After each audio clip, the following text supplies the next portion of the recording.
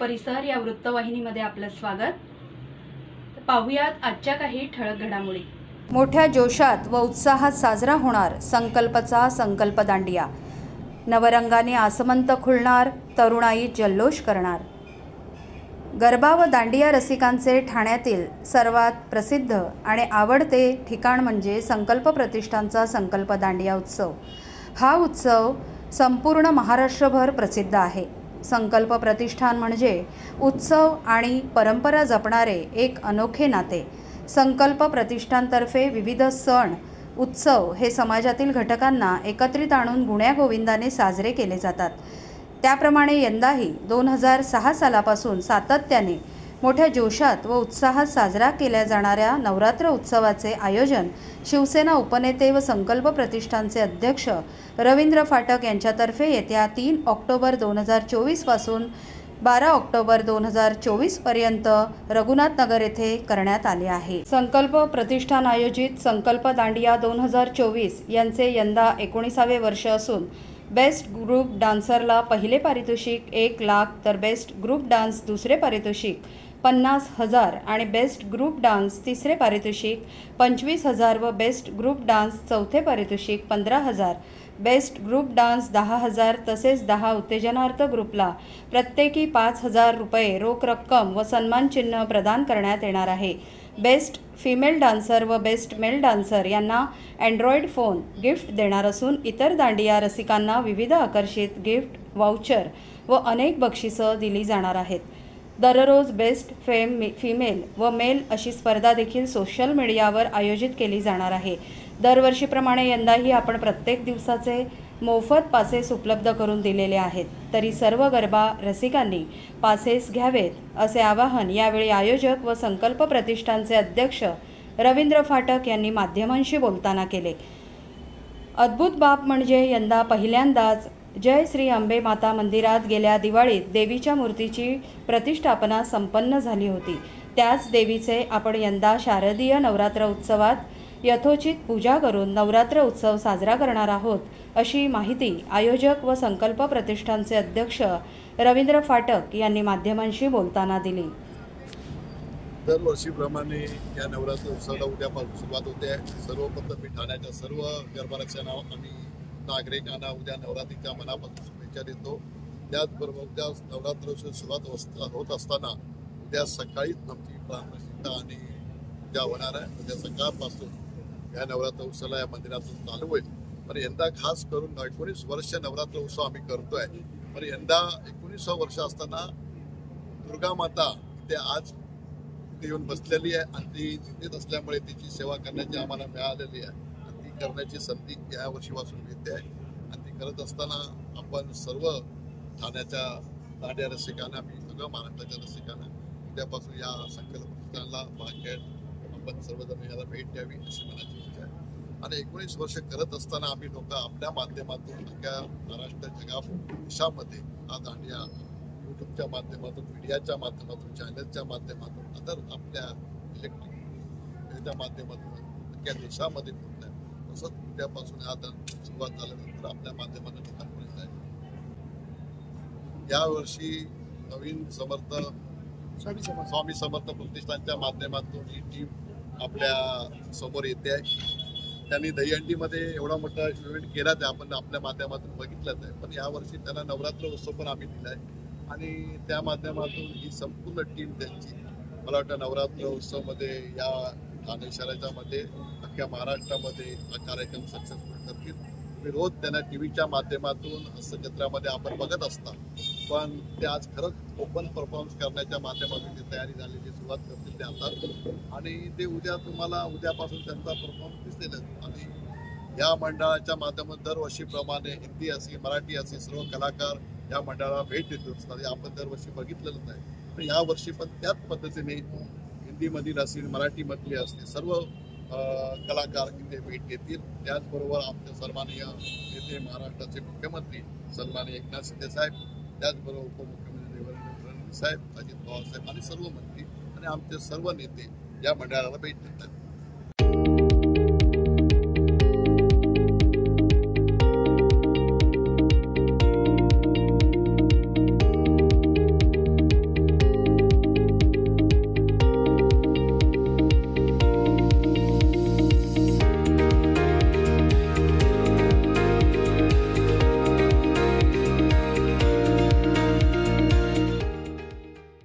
अंगणवाडी सेविकांना 15,000 मानधन, अंगणवाडी मदतनीसांना 8,000 रुपये, होमगार्ड कोतवालांच्या मानधनात वाढ, लाडकी बहीण योजना अर्ज भरणाऱ्यांना प्रोत्साहन भत्ता विशेष, 4,860 शिक्षकांची भरती होणार, कोतवालांच्या मानधनात वाढ, होमगार्ड कल्याणकारी योजना सुरू, होमगार्ड कोतवालांना अनुकंपा धोरण लागू, अंगणवाडी सेविका, महिला मदतनीस तसेच होमगार्ड कोतवालांच्या मानधनात महायुती सरकारनं भरीव वाढ केलेली आहे। अंगणवाडी सेविकांना 15,000 रुपये तर अंगणवाडी मदतनीसांना 8,000 रुपये मानधन देण्याचा निर्णय सरकारनं घेतलेला आहे। यामध्ये ज्या अंगणवाडी सेविका लाडकी बहीण योजनेचे अर्ज भरतील त्यांना प्रोत्साहन भत्ता देखील दिला जाणार आहे। याकरिता राज्यभर विशेष 4,860 शिक्षकांच्या पदांची निर्मितीही केली जाणार आहे। तर अंगणवाडी मदतनीसांना दरमहा 8,000 रुपये मानधन देण्याचा निर्णय झालेला आहे। कोतवालांच्या मानधनात वाढ करून त्यांच्याकरिता कल्याणकारी योजना सुरू करण्याचा निर्णय घेण्यात आलेला आहे। त्याशिवाय होमगार्ड किंवा कोतवाल यांचं काम करताना मृत्यू झाल्यास त्यांच्या वारसांना अनुकंपा तत्वावर नियुक्ती देखील दिली जाणार आहे। महायुती सरकार अंगणवाडी सेविकांच्या पाठीशी।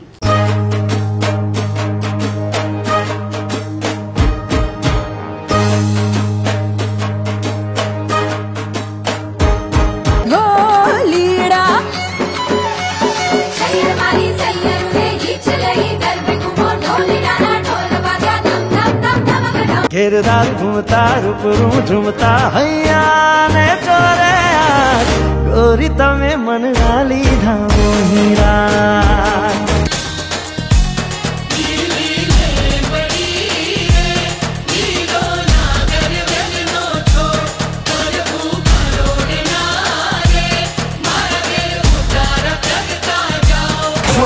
तारा ओए छबीला तारा ओरे रंगीला तारा रंग बेर जुए तारी बात रे।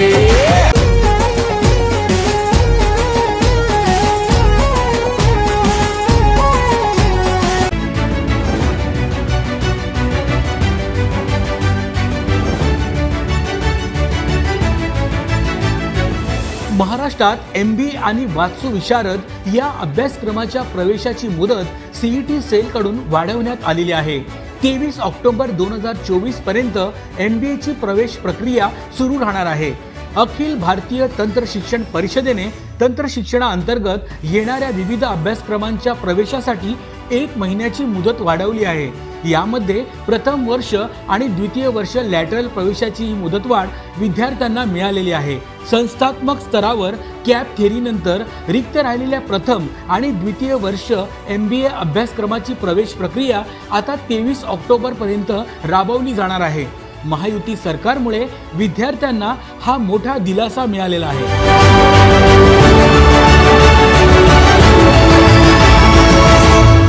सर्व नागरिकांना आवाहन करण्यात येत आहे की सध्या डासांमार्फत पसरणाऱ्या डेंग्यू या आजाराचा प्रसार रोखण्यासाठी प्रत्येकाने पुढील प्रमाणे कार्यवाही करावी। डेंग्यू आजार एडिस इजिप्ती हा डास चावल्याने होतो। या डासांची पैदास साचलेल्या किंवा साचवलेल्या स्वच्छ पाण्यामध्ये होते। 8 दिवसांपेक्षा जास्त दिवस पाणी उघडे व साचून राहिल्यास त्यात डास अंडी घालतात। अंड्यांच्या अळ्या तयार होऊन पुढे डास तयार होतात। यासाठी आपल्या घरातील पाणी साठे उदाहरणार्थ बॅरल्स, पिंपे, टाक्या, हौद, रांजणे इत्यादी दर आठवड्याला रिकामे करून घासून पुसून कोरडे करून पुन्हा भरावे। 1 दिवस कोरडा दिवस म्हणून पाळावा। पाणी साठ्यांना घट्ट झाकणे बसवावीत किंवा जुनी साडी, चादर, धोतर यांनी बांधून झाकून ठेवावीत, म्हणजे डास त्यात जाऊन अंडी घालणार नाहीत। घराच्या गच्चीवर आजूबाजूला अंगणात कोठेही पाणी साचू देऊ नये। भंगार सामान उघड्यावर टाकू नये, उदाहरणार्थ टायर्स, प्लास्टिक सामान, कुंड्या, टाकाऊ वस्तू इत्यादी। अशा सामानात पावसाचे पाणी साठून त्यात डेंग्यूच्या डासांची पैदास होते। घरातील कूलर्स, फ्रीजच्या पाठीमागील ट्रे हे देखील वेळोवेळी कोरडे करावेत। लक्षात ठेवा, नुसत्या फवारणीने डास घनता कमी होत नाही, तर त्यासाठी डास पैदास ठिकाणे नष्ट करणे ही आपल्या सर्वांची जबाबदारी आहे। कोणताही ताप अंगावर न काढता जवळच्या शासकीय रुग्णालयात मोफत औषधोपचार घ्या। अशा प्रकारे नागरिकांनी सहकार्य केल्यास डेंग्यूचा प्रसार रोखणे सहज शक्य आहे. माननीय प्रधानमंत्री नरेंद्र मोदीजी आणि संपूर्ण केंद्र सरकारचे मी मनापासून आभार मानतो की इतक्या वर्षाची मागणी मराठी भाषेला अभिजात भाषेचा दर्जा द्या, ही मागणी माननीय मोदीजींनी आणि मंत्रिमंडळाने मान्य केली आणि आजपासून आपली मराठी भाषा ही अभिजात भाषा म्हणून गणली जाणार आहे. हा स्वर्ण अक्षरांनी लिहिण्याचा दिवस आहे. पंतप्रधान मोदीजी आपले खूप खूप धन्यवाद. महाराष्ट्र सरकारने मी मुख्यमंत्री असताना आणि आता देखील माननीय एकनाथराव शिंदेजींच्या नेतृत्वात सातत्याने पाठपुरावा केला, प्रयत्न केला, पुरावे दिले आणि आज हे सगळे पुरावे मान्य होत मराठी भाषा ही अभिजात भाषा झाली आहे. महाराष्ट्राच्या 12 कोटी जनतेच्या वतीनं आणि जगभरातल्या मराठी माणसाच्या वतीनं मी पंतप्रधान मोदीजींचे मनापासून आभार मानतो.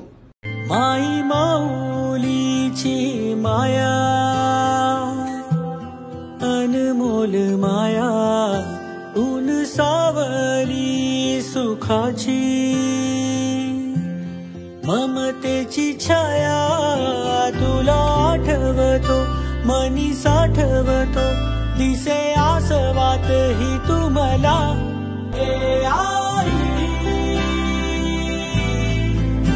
तू भासे ठाई ठाई ए आई तू भासे ठाई ठाई आई.